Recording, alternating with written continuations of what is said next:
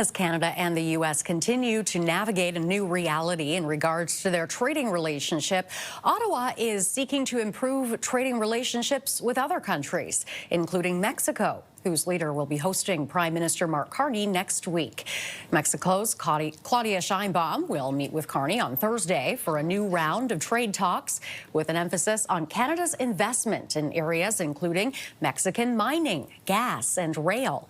Canadian ministers visited Mexico City last month to prepare for Carney's visit.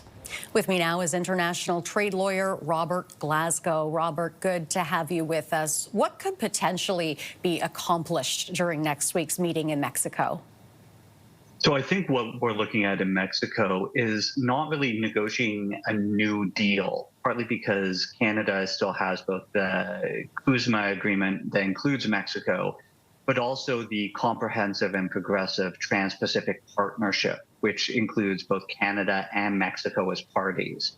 So there's already a significant amount of market access. What we're likely to be focused on is Canada and Mexico aligning on strategy in terms of handling the American disruptions and handling bilateral trade between the two parties that are separated by this kind of buffer state of the United States, because there is still a reasonably large amount of trade that happens bilaterally between the two countries. With the trade that does already happen between these two countries, how high would you say the stakes are for this particular meeting?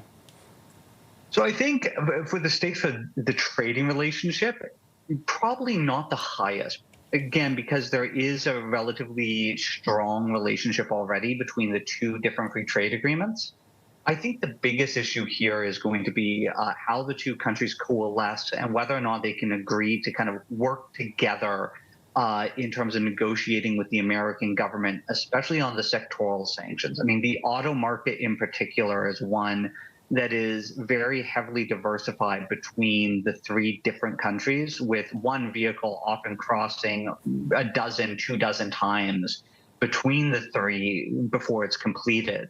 So I think getting aligned on autos in particular is incredibly important to the Carney government and also to the Sheinbaum government in Mexico. I do think that we are probably going to have to brace ourselves for some kind of raising questions of, is there going to be a new deal between the two countries?